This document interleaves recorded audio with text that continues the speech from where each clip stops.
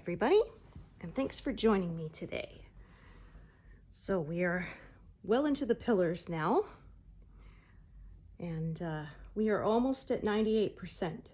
We'll probably hit 98% during this session, so yeah, we are making great progress. And as you can see, I ended up stitching more column style because the colors generally run that way a bit more.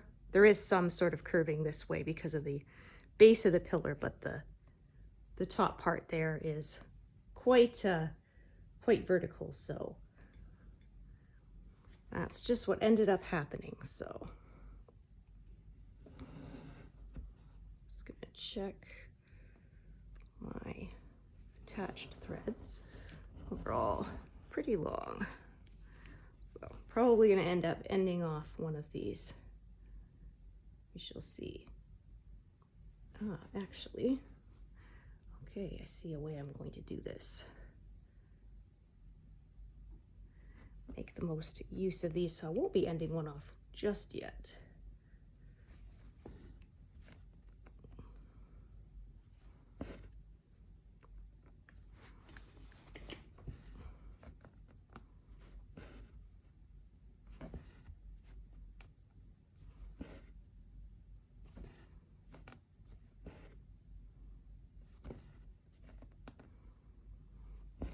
Yeah, there was somebody on our street last night who hasn't switched to his winter tires yet, and he got stuck going around the corner because it was warm enough that things weren't frozen, and we end up with this really soft packed snow on our street.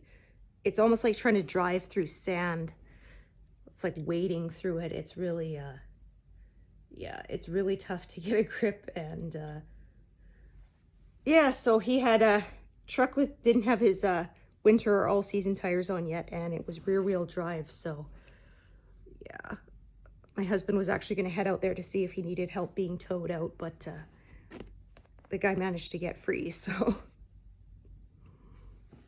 yeah, we had a few weeks earlier, one of our neighbors had his summer vehicle still out, and we had the first bunch of snow was quite a big one, and he needed like 3 guys to help him get it out of his driveway so he could take it to storage. It was just like, geez, dude, summer's over. I guess he didn't have a chance to do it before the big snow came, or he didn't pay attention to the forecast or something. But yeah, that's why I refuse to have a vehicle that doesn't have a 4-wheel drive. Mine, it's nice, it's automatic, so it kicks in if you start to skid. You don't have to manually switch it on. So yeah, I really like that.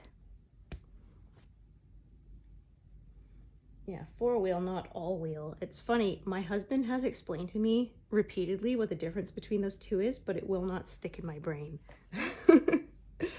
Oh, I don't know why. Okay, it's just making sure, yes, this is in the correct spot relative to the grid line. Yeah, it's funny, it's kind of like I've made baking powder biscuits like, you know, thousands of times now. I still have to look at the recipe every time because I'm afraid I'll mess it up. Or macaroni and cheese, the homemade macaroni and cheese. Again, have made that so many times. It's my son's favorite. And I still every time have to double check, is it baked? Because it's a baked one. And I have to check, is it baked at 350 or 400? I can never remember if it's 1 2/3 of a cup of milk or 1 3/4. You know, you would think I should have it memorized, but I don't. But then I can remember, you know, my 8th grade locker combination. Like, thanks a lot, brain. Wish you could decide what sticks in there and what doesn't. It was kind of like, I really liked the Disney movie Inside Out, the Pixar one, because that, yeah. I actually thought it gave people a good understanding of things of like how anxiety and depression and stuff can work. And I liked how, yeah, like they would have like the gum commercial was stuck in there. It would never be cleared out because, yeah, the weirdest things you remember for absolutely forever. Ugh. Okay, so instead of parking this one downwards, I decided to carry this back up to the right. So that's why I always kind of glance around my pattern and see what I've got nearby, because that can affect what I decide to do with my thread and how many I've got parked, that kind of thing. Okay, let's see how long this one is. Okay, that's pretty long. Okay, so rather than adding another thread for these two here, I'm gonna kind of carry this one. It's close enough, so do these two at the top legs, then do these two here and then cross them as I go back up.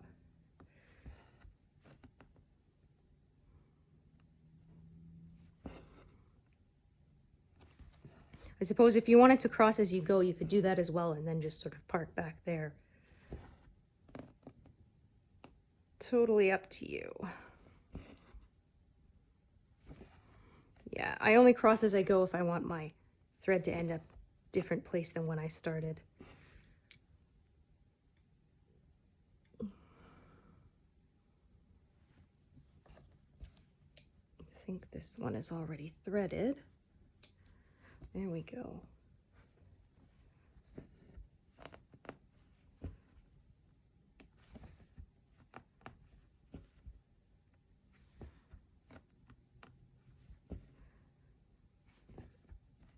Yeah, our street almost never gets plowed. I said, you know, the nice thing is we're not a through road, so we don't have a lot of traffic that isn't local traffic. The downside is because we're not a through road, it is one of the very last ones to get plowed, if it ever does. There are many years that it does not. Or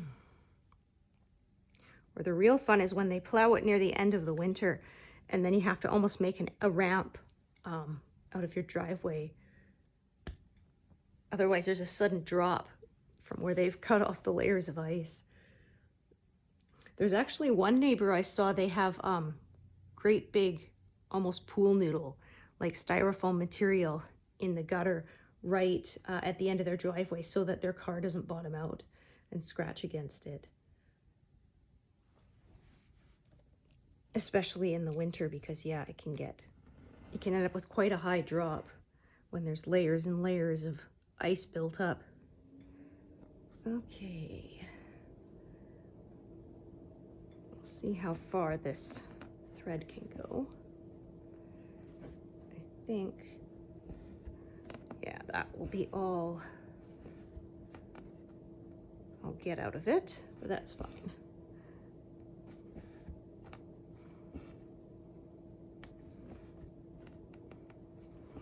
So yeah, I said I wasn't sure if I was going to stitch more vertically or diagonally in this area, but once again, it ended up being more vertical.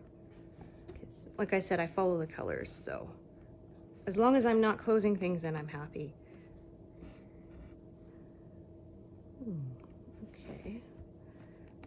Actually might get a little more out of that than I thought.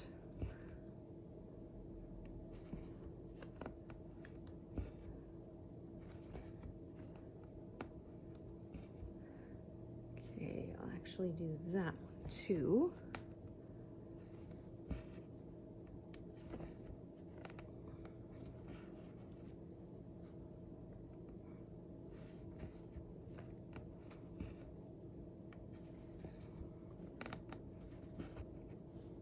Okay, park that there.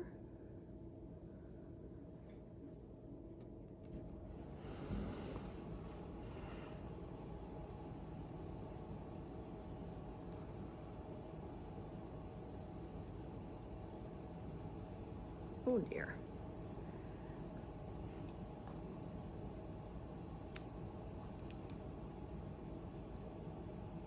There we go. Those ends were too uneven, did not want to cooperate.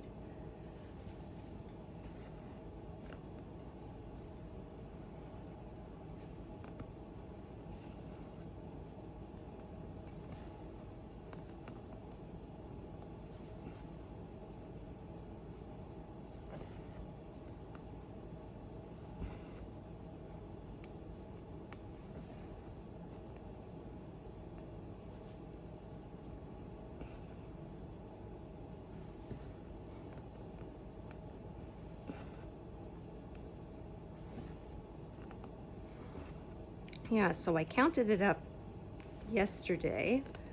I have 36 out of 81 colors completed, so we are almost halfway zeroed out on the colors. Yeah, I thought it was 89 colors, but I was mistaken. It's 81. Yes, and also compared to the smaller version of this pattern, that one only has around 60 something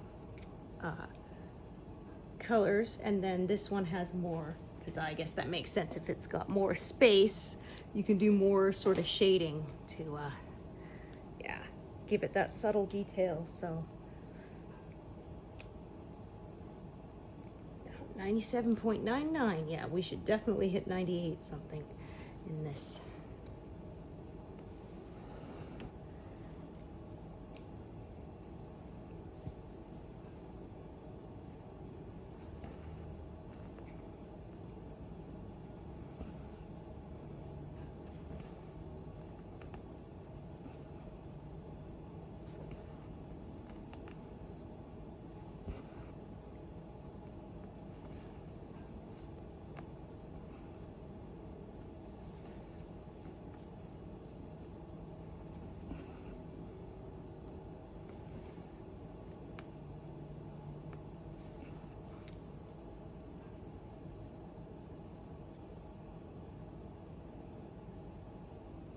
Okay, so this one I'm going to tie off. The other one will, yeah, park downwards. Doesn't really matter. They're both about the same distance from that other stitch. So yeah, I saw something really cool the other day. They were saying about there's a major security company that to make its rotating, you know, codes and things, it uses they use lava lamps to generate the random numbers, because they said apparently even a random number generator algorithm that you write will end up eventually having patterns to it, no matter how hard you try. And my husband explained, because he's a techie guy, that it will often base it on like the date or something like that off your computer, and so eventually things will end up being becoming predictable if you put enough computing power towards it. So this one, they have a wall of, they said, 100 lava lamps, and the you know, cameras, they read the pattern of the liquid inside and generate something, you know, values on that. And because of that, the nature of it, those actually are random. So yeah, I thought that was really cool. It's like, you know, the low tech is actually more secure than the higher tech stuff, instead of using some big complicated algorithm that uses the lava lamps. And they said you can even go and see them, like it's not a secret, because it's not really hackable, because it's not predictable. So and they said that having people sort of walk in front of the lava lamps adds sort of an extra layer of randomness to it. So yeah, I thought that was really neat. It's funny how the lowest, you know, the least technologically advanced thing sometimes is what works. It was kind of like I read about how on a space mission they had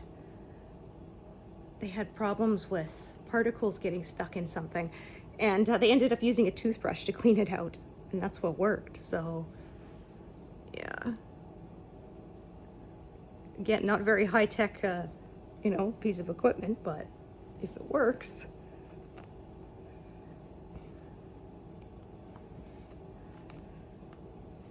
Yeah, can't believe how close we're getting to the end of this. I remember one session where I kept stitching because I was trying to get it to go to 50%, and it seemed to be stuck at 49.99 for quite a while. So, you know, I'd put in a couple more stitches. Was that enough? Nope. Put in a couple more. Nope. Stitched a few minutes longer than I normally did because I wanted to see it hit that. Ah, there we go. 98%. 98.00. Woohoo.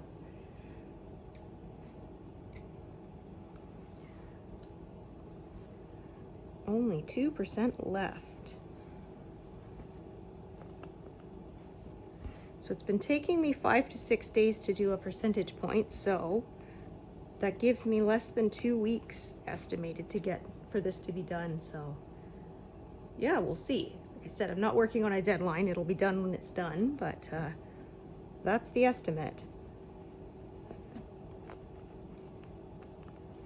Yeah, there's one flaw with the Pattern Keeper's percentage counter. When you have a pattern with lots of stitches, it's a little less accurate once you get to the 100. So sometimes it will show you as being 100% done when you still have a few hundred stitches left to go. Because like I've said, you know, 1% of a big number is still a big number, and so there's a wider margin of error than if you were stitching something that only had, you know, like a couple thousand stitches. Because on this pattern, 1% is, you know, 2,200, you know, over 2,200, so it's a bigger margin of error than if it was only, say, 200 stitches was 1%, so. Okay, so let's see if this one is worth, no, it's not worth parking. It actually works out kind of nicely. Ran out right sort of when that column ran out, and I'll start a new one over there once I get to it. Oop, unthreaded my needle, whoops. Yeah, I think we'll probably put our Christmas tree up today.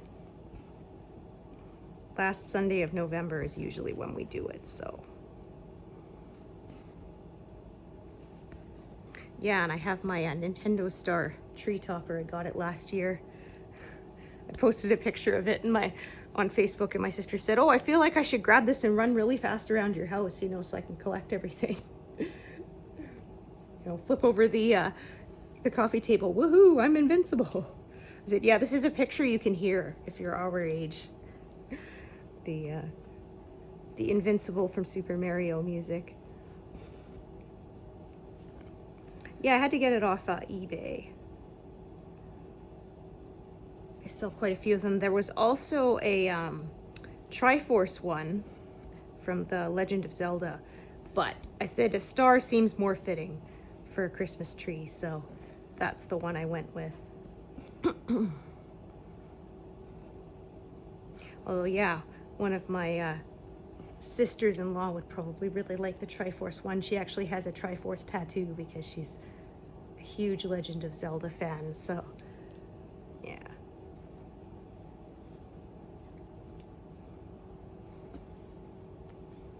Yeah, I don't have any tattoos.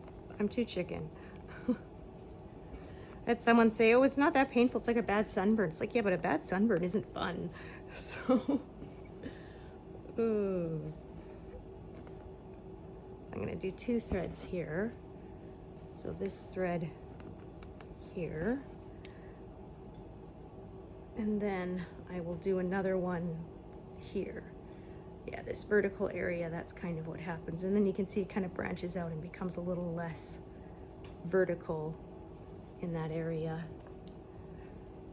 as we reach the base of the pillar, and it kind of curves a bit.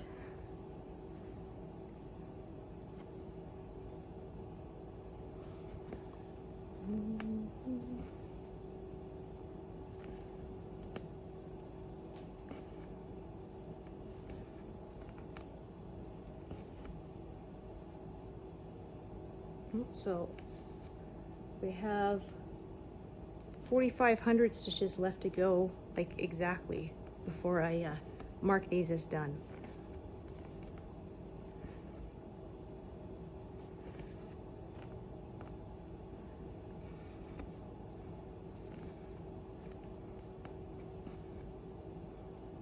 It's hard to say because some days I get like 600 or even 700 done, and then some days I only get 200, so.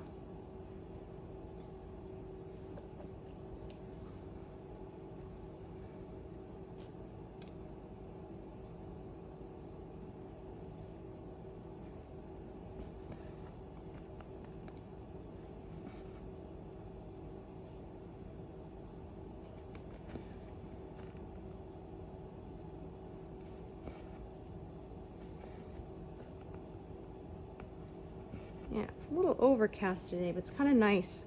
I don't want it like it when it's too sunny, when there's snow out there, it gets blinding. Oh, it's funny because I spend a lot of the day sort of opening and closing the drapes as the sun moves to get different levels of light in here, because I like to stitch by mostly natural light, but you know, if it's too bright out there, I don't want to get, you know, snow blindness, so, or a headache from squinting, so then I have to kind of close them a bit more. It's kind of frustrating sometimes because my husband won't realize, and he'll sort of come and like just throw the drapes open. It's like, no, I'm blind. I had those set just right. You messed it up. Ugh. Yeah, so I got quite a few of these threads in this area, but I've got quite a bit of this color to do, so works out anyway. Generally use them all without having to end one prematurely.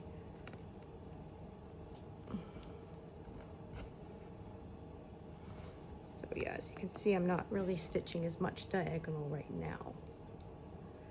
It's just sort of not, either way, I'm not closing things in, so I'm happy. Okay, get another thread.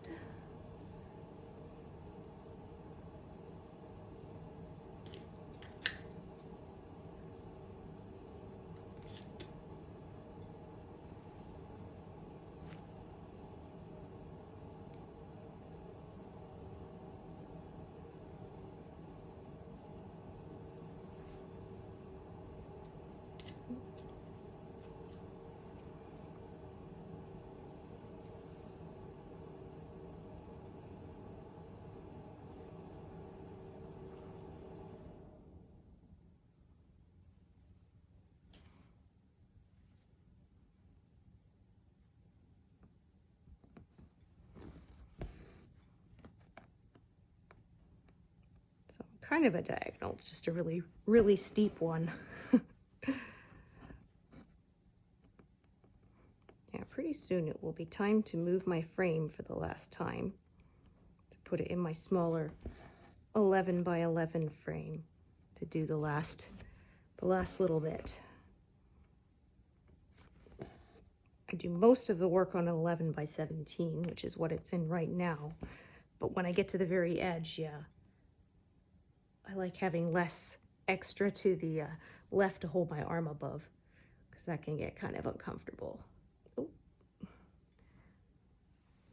Well, we are getting very close to being done with this color, but won't be in this session. There's still a bit more to go.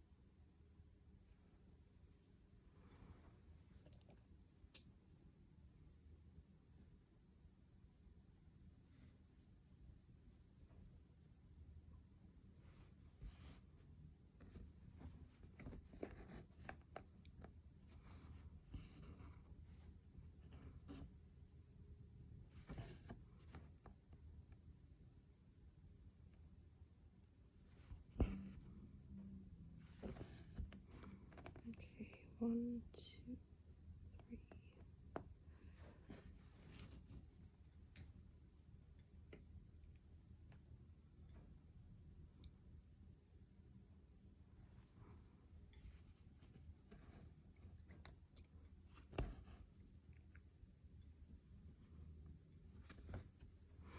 So yeah, last time when I was at, oops, let's make sure that's not tangled around each other.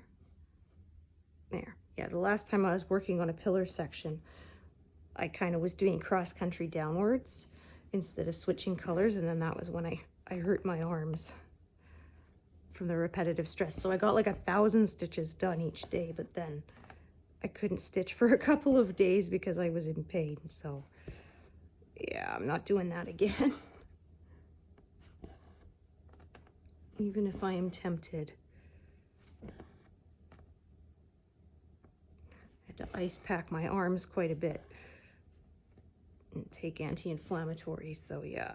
And those can be hard on your stomach, so I try not to take them unless absolutely necessary.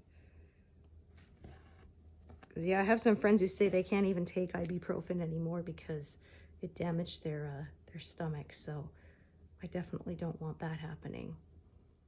Okay, a whole bunch here.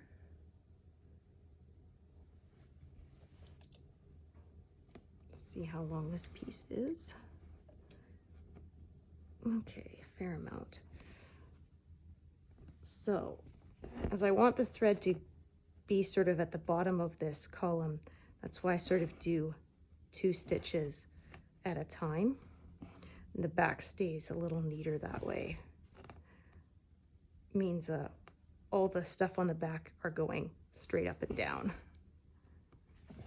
This way, if I do 2 at a time. So, top stitch, then bottom stitch, and then cross them, the bottom one first, and then the top one.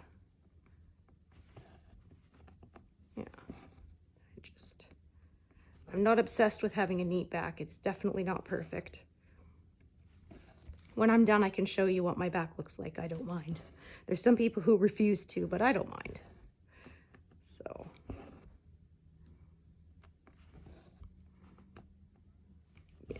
I'm impressed by people who can do that. I do not have the patience. Oh, I think it looks like a tail of another ended stitch there. It's just trying to come up through that hole, so we push it back down.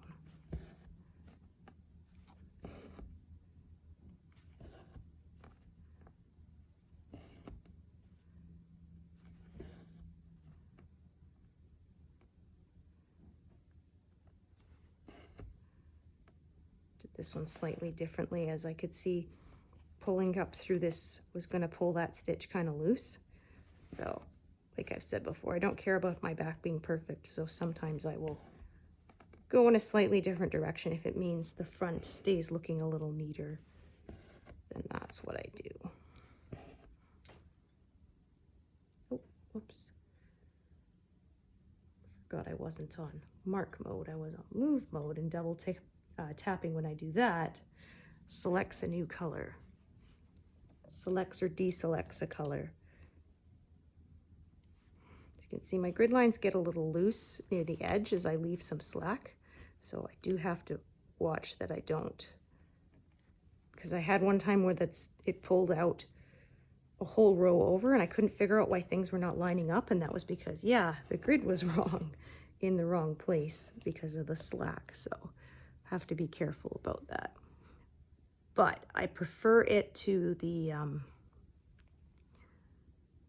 ones where the grid line is printed on, because I like that I can still see the grid line even after I've stitched an area, because it goes between the stitches when it's a thread like this, and when it's printed on, it's one of your rows is actually the marked stitch. So you have to get used to that, whether it's a 0, a 10, or a 1. And you have to stay consistent, and I'm thinking, yeah, I think that might confuse me. We'll see. I might do it one day, but for the moment I have so much ungridded fabric, and I want to use it up, so.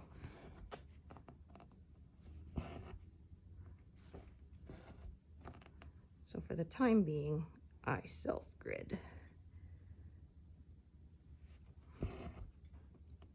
And you can grid, there's washable pens, but I've seen some horror stories where it stained the fabric and didn't wash out, especially in the lighter colored areas. And yeah, I would be really anxious about that happening. So, because I guess it depends on the brand of your pen. Some of them wash out really well and some don't. And yeah.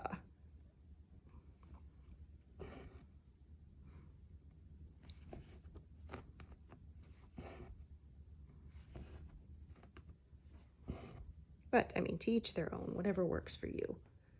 You can do it that way. There's no rules. Like, yeah, I've had people insist parking is better or necessary for a full coverage. It's like, no, it's not. I stitched, oh gee, 3.5 full coverage pieces, not doing parking at all, and they look fine.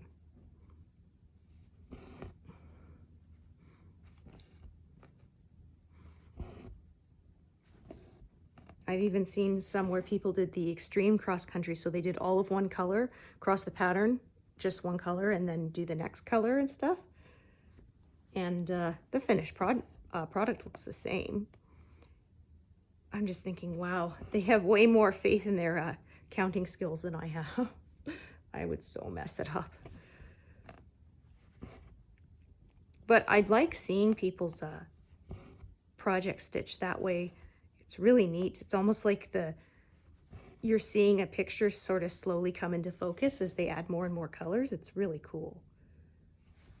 So it's not for me, but I can appreciate it. I think it looks neat.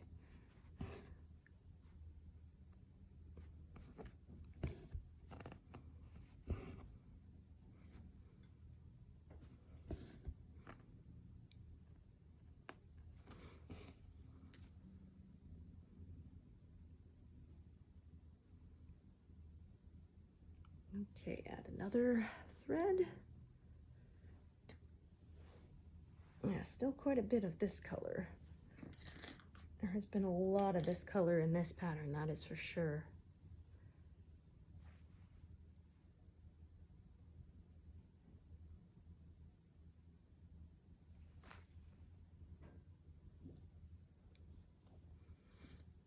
Yeah, as you can see, this going a little faster.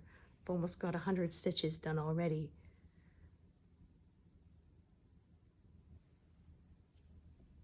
And we're only about halfway through our session, so. Yeah, these pillars go quite quickly generally, which is really nice. Just have to be careful not to overdo it and injure myself.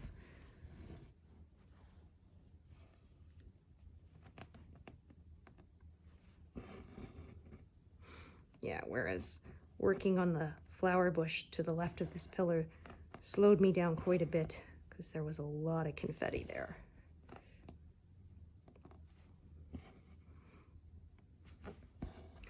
Yeah, so I keep my spreadsheet, so at the end, I know exactly how many stitching days, because of course there's some days I don't get to stitch. So rather than going by the calendar, each day that I do stitch, I write the date and then the number of stitches. So at the end, I know from how many rows, exactly how many days I spent working on it. And then of course do the math of divide the total by the number of stitching days to get my average. So my last one was 468 was my average. So I put that in as my daily goal for this this project to see if I could get it done in a comparable time. And yeah, I think I'm a bit slower than that because my first estimate was to be done by beginning of September. Obviously that didn't happen.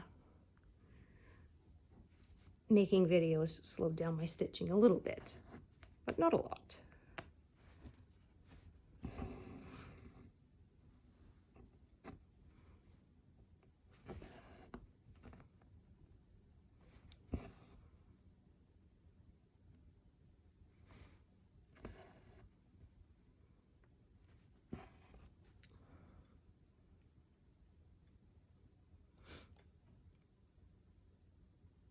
Okay, so back to the top.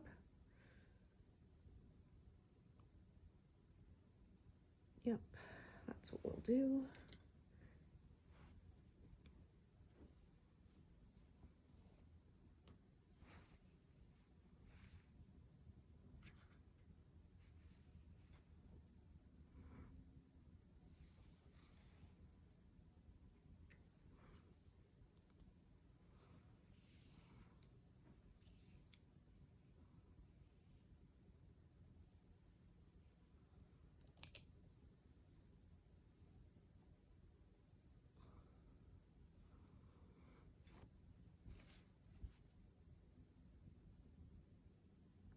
Yeah, and then when I start my next project, I will do another tutorial so I can show you how I start a brand new project from the very beginning.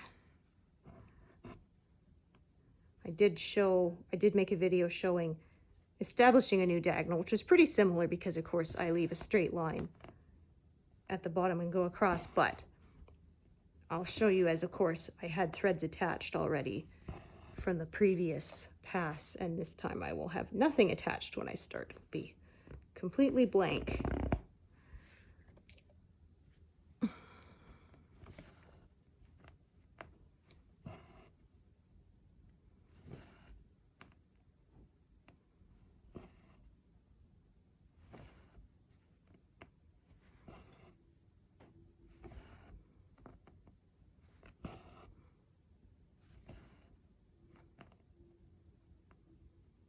See, that one is going to bulge up weird, so I'm going to go down through that hole instead of up.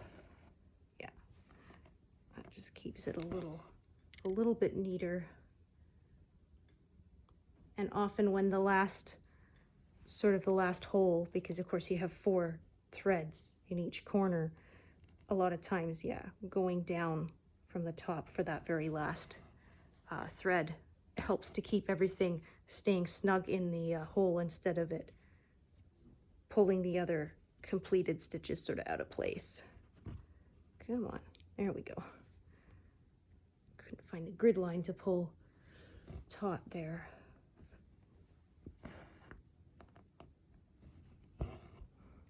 Yeah, one nice thing about gridding myself too is because I only grid what the actual stitched area will be, so I can see exactly how much fabric I have on the outsides. But I mean, it is more work, so like I say, there's pros and cons of either way. And I know a lot of people who do not grid at all, never have, and that works for them.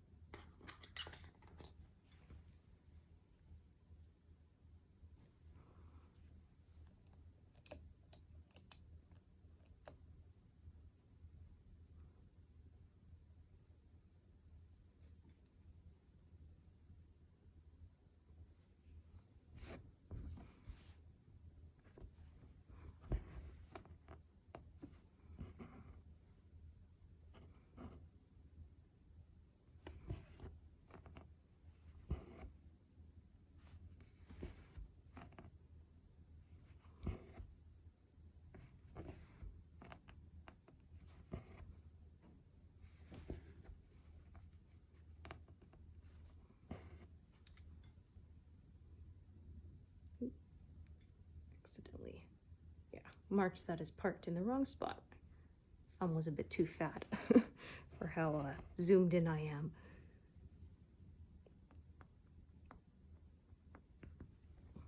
So yeah, what I was doing that time when I injured my arms is I would say, take this color, and I would just keep sort of stitching sort of all the way down the column, even though I was skipping stitches and doing things out of order, leaving gaps, which I don't normally like to do, but it went so much faster. But then, yeah, like I said, I was in pain after that, so it was not worth it.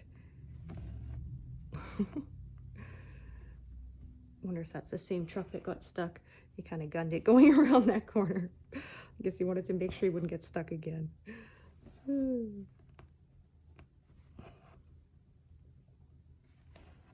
Yeah, I don't do winter versus summer tires. We get all seasons. Then we don't have to swap them out.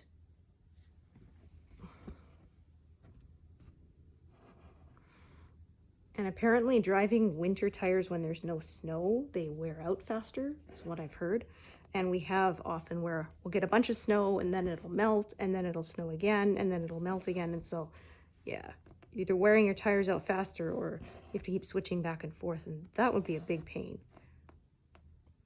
I guess if you have enough vehicles that you have one with summer and one with winter tires, but yeah, we're not that rich.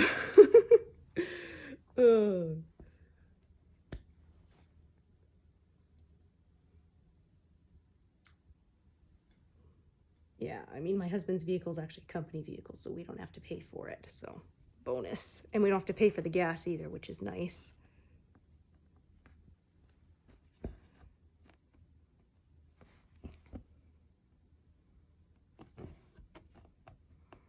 Yeah, my son's talking about when he gets his license and gets his own vehicle. He's all talking about, you know, brand new ones. Like, well, dude, that's not happening. Yeah, unless you can afford to pay for it, which I know you can't. We already told him, when you have your own vehicle, your insurance, your share of the insurance, and the gas will be your responsibility, you know, getting the oil changed, that kind of thing. So we're willing to shell out money to get you a used vehicle for your own, but yeah, all the costs of maintaining and using it are going to be yours.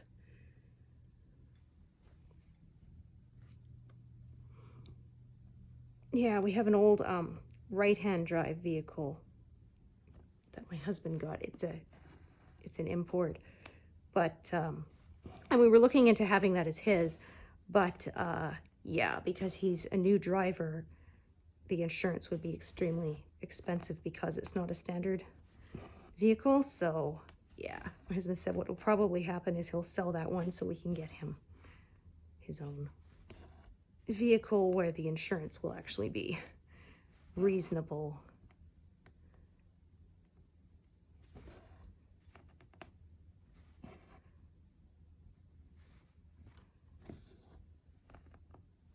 Sometimes I will actually purposely sort of stitch over my grid line when it's getting to the edges here to sort of hold it in place.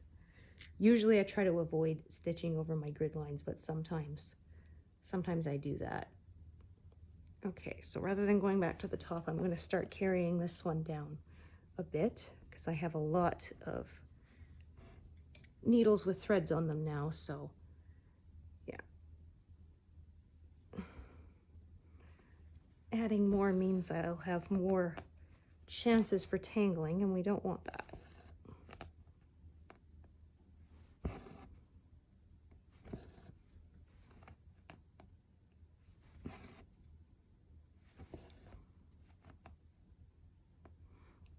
The nice thing about this stuff for using for grid lines, you can't pierce it with the needle, so it can't get stuck. It'll still slide out. So it's more expensive than ordinary thread, but worth it to avoid that hassle.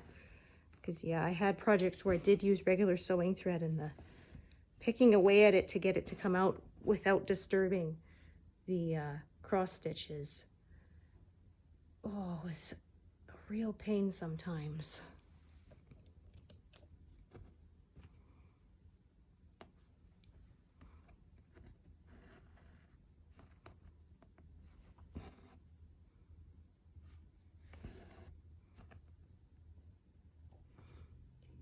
That one.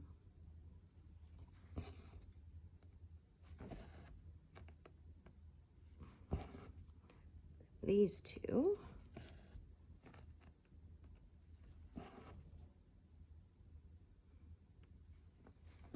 So saying about being Christmas, I got our guinea pig a little Santa outfit. Well, I know it's like such a silly purchase, but I couldn't help myself. It was so cute. She wasn't impressed about the hat. She kept trying to shake it off, so I barely managed to get it on her long enough to take a picture before she shook it off again. The little suit piece she didn't mind because it was just sort of, it goes over her back and sort of fastens underneath with a couple tabs. That didn't bother her so much, but yeah, she wasn't happy about the hat. Maybe because she's too fluffy, and when you put the hat on her, it really sort of squashes her fur down a bit. Maybe it was uncomfortable, I'm not sure, but yeah. It was too cute. Yeah, my sister-in-law was saying at PetSmart they even sell little guinea pig stockings if you want to give your animals stockings. That was pretty cute.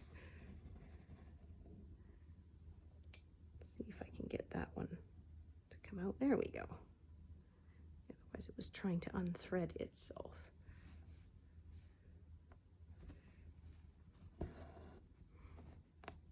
Yeah, one of my other sisters-in-law actually sent a gift for the piggy for Christmas.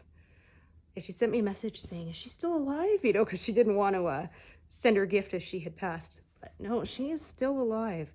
She actually outlived one of my sister-in-law's piggies because when she got him, he was a baby and ours was full grown, and he has since passed on, and she is still here. So,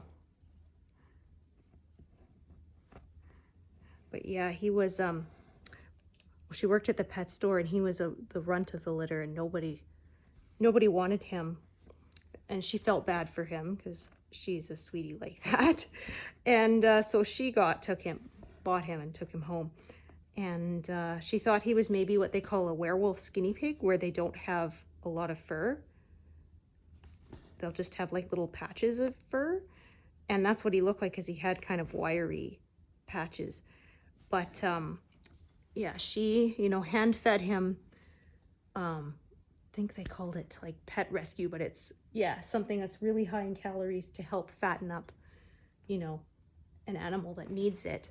And yeah, she took good care of him, and turned out, nope, he had full fur once he was properly cared for, and didn't have, you know, the others in his litter biting bits of his fur out because they were picking on the poor thing. His fur grew in all thick and glossy and just gorgeous, and yeah, he got nice and fat and healthy.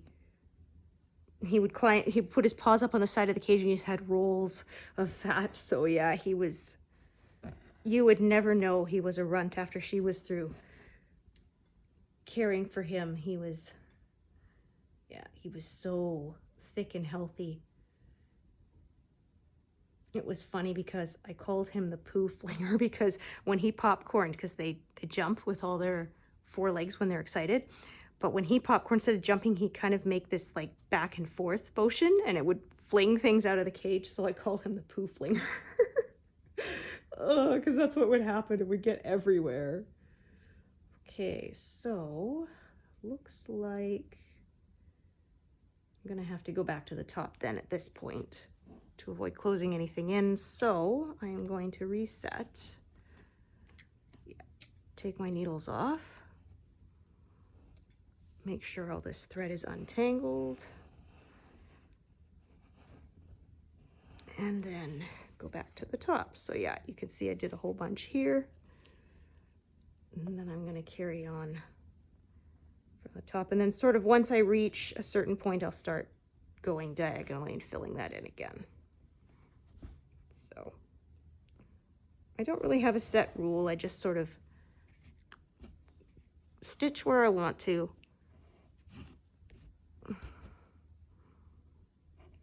As I've often said, what makes sense to me at the time. So I can't plan that far ahead. I usually figure it out mostly as I'm stitching the area is when I decide what I do with it. Yeah, so my ruler that I used to support the Q-snap to keep it from rolling in the frame, it finally broke. But I think I've been using the same ruler since like, oh geez, 2017 maybe? And I got it for like $1. So yeah, it served its purpose well. Yeah, gave me like 5 years of use before I had to replace it with another ruler. So yeah, I'm not gonna complain. It had a good run.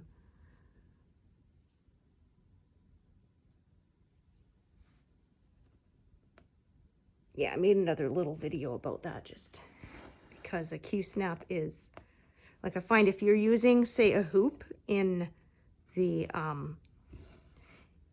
clamp, then it stays.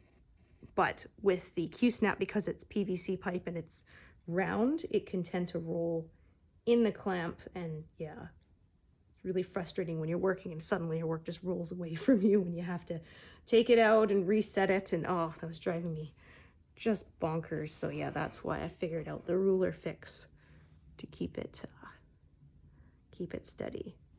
And I used to use two. I started putting one on each bolt, but I discovered that the one on the right, I kept bonking my hand into it because my right hand is beneath the work. And I also discovered that it wasn't necessary. Just the one on the one side was enough to keep things from rolling around. Coming out of place. Okay, so I'm going to park this one over to the right because that stitch is closer, and I'll get a small little piece of thread for that lone stitch that is further down this column. If it is a lone stitch, we'll see. Oh, no, actually I'll start a new thread because there's quite a few stitches. So that's fine.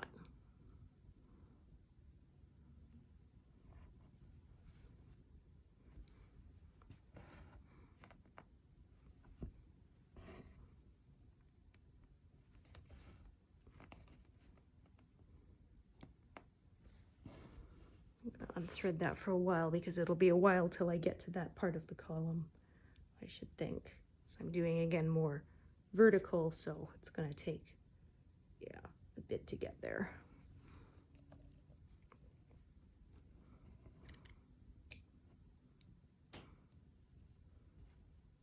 So I had someone who's kind of confused and says, oh, you usually stitch diagonally, you know, why is it vertically? It's like, well, the colors are going that way.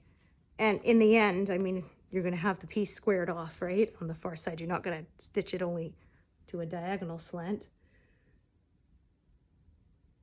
So sometimes it just ends up squared off a little sooner if the colors are happening to go that way.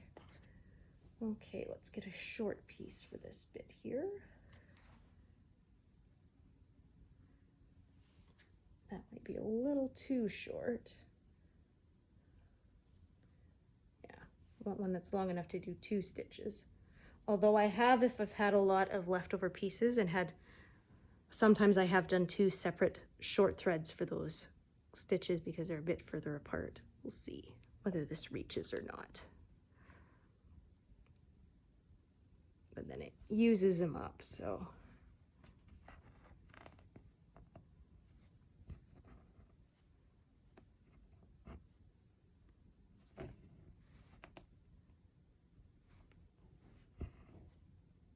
Well, I think this will be enough. Yeah, just barely. We'll see if that needle stays on the thread or not. Probably not.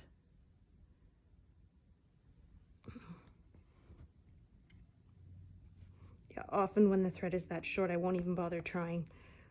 I'll just rethread it when I get there. We'll see.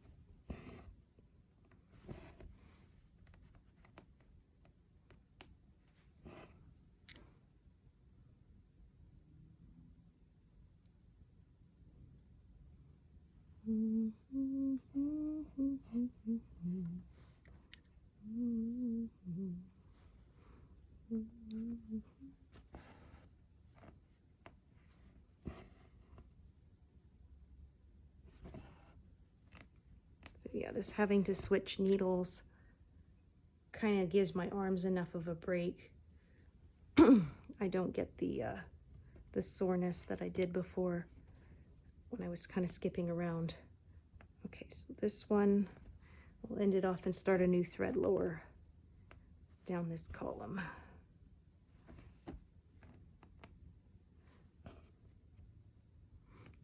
And yes, I had someone ask, are they going to get to see the very last stitch in this project? Absolutely. I definitely plan to do that. You guys have stuck with me through stitching this, so it seems only right that you get to see the final stitch in the piece.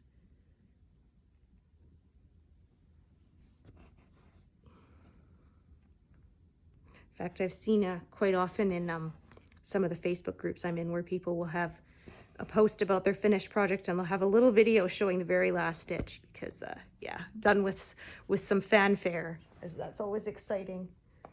Oh, got a little bit of a knot in here. Let's see if I can remove it.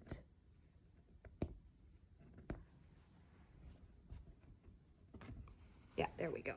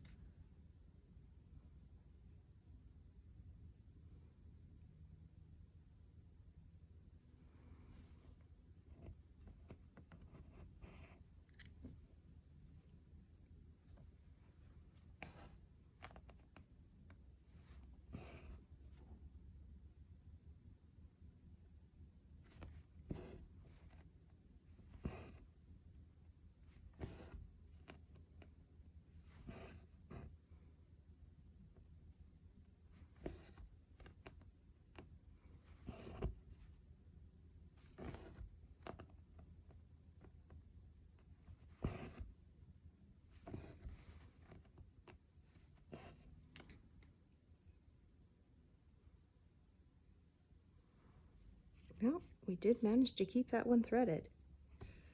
Yeah, usually it won't, but this time it did. Nice.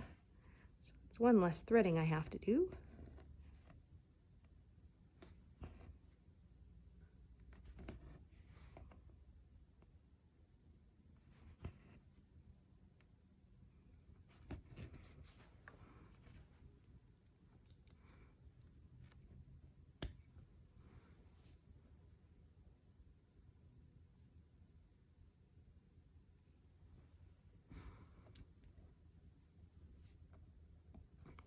So these kind of don't go in perfect columns, so I kind of have to sort of go down and go back to the top again to avoid from closing things in. That's okay, I don't mind.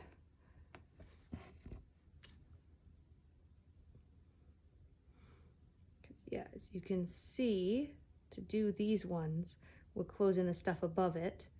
And to do this color, I have to start from the top again to get to it. So I'm going to do this one first, as it's right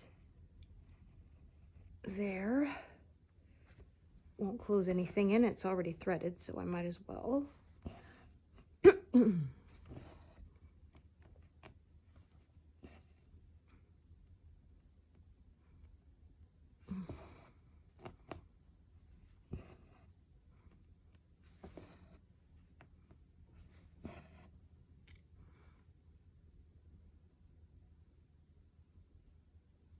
Okay, so then, yeah. Pardon me, but then you can probably see there's sort of quite a straight break there for quite a ways, so I won't have to go to the top again for a while, I should say.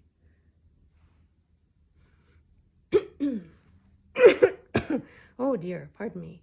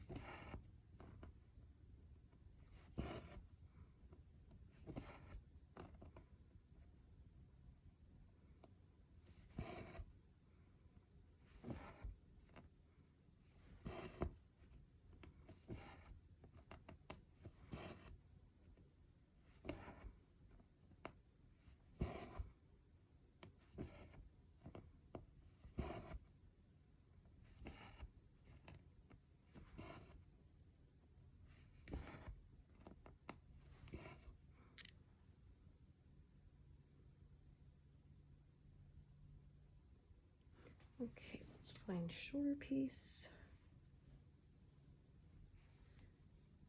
Might actually, nope, that works.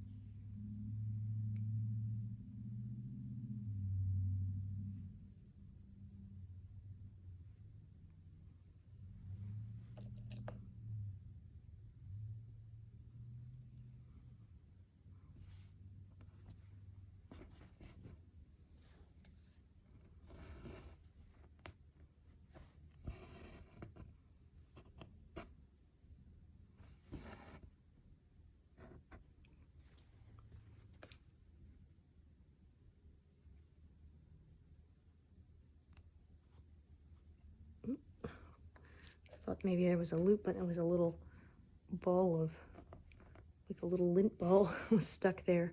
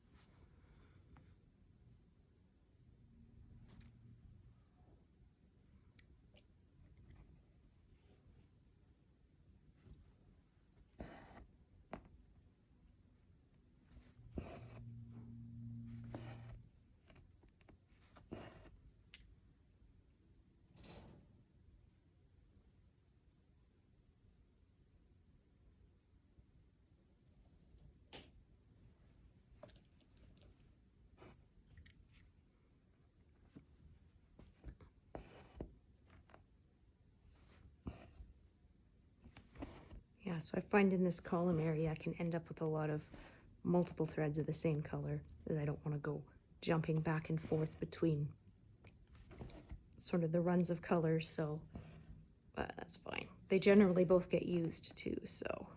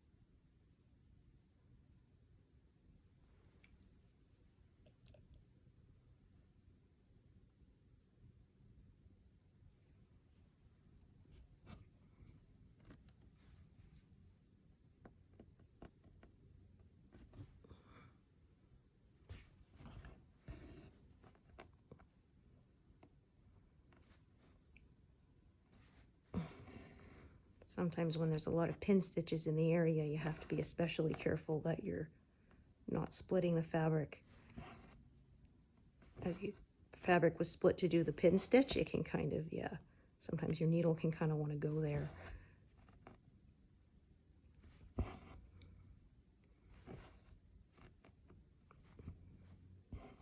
Once it was already split, it's kind of easier to split it again, so yeah, you have to watch that.